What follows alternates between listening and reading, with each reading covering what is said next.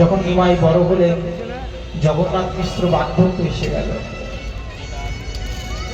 আর জগন্নাথ মিশ্রের যখন বার্ধক্য এসে গেল, সেই বার্ধক্যের দশায় জগন্নাথ মিশ্রকে একেবারে বক্ষ জড়িয়ে সচিমাতা এবং নিমাই নিজে একেবারে গঙ্গার কাছে জগন্নাথ নিয়ে গেলেন। জগন্নাথ মিশ্র হঠাৎ করে নিমাই জগন্নাথ মিশ্রকে বুকে জড়িয়ে বর্ণন করে বলছেন যে, বাবা তুমি তো চলে যাবে, কিন্তু আমি কাকে বাবা বলে ডাকবো? বাবা বলার মতো তো আর কেউ নেই আমার, তুমি ভুলে যাও।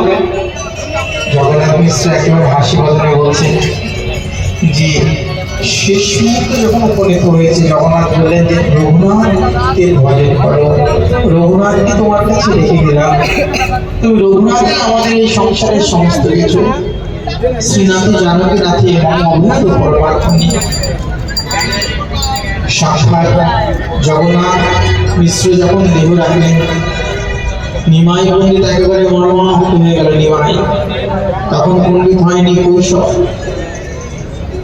সচিমাতা কি করলেন? নিমাইকে নিয়ে একেবারে চলে গেলেন গঙ্গাদাস ভট্টাচার্যের একেবারে টুলে নিয়ে গিয়ে তাকে ভর্তি করলেন। সেখান থেকে কিছুদিনের মধ্যে নিমাই একেবারে বড় হয়ে পাণ্ডিত্য অর্জন করলেন। তারপর একেবারে নিমাইয়ের জন্য কি করলেন?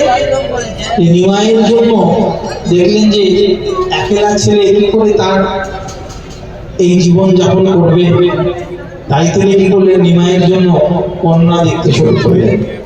ভগবানের জন্য সাধারণ কন্যা তো হয় না, সেই কন্যাকে বললেন যে একেবারে লক্ষ্মী দেবী কি বল্লভা আচার্যের কন্যা। একেবারে ধুমধাম করে নিমাইয়ের জন্য যখন বিবাহ দেবার জন্য ব্যাকুল হয়ে গেলেন। নিমাই জানতেন যে আমার এই গিন্নি, তুমি তো আমায় বিবাহ দিচ্ছ মা, কিন্তু এই গিন্নি তো আমার কপালে থাকবে না, তাই তিনি কন্দন করতে লাগলেন। কিন্তু মনে এই গভীরের কথা কাউকেই বলতেন না।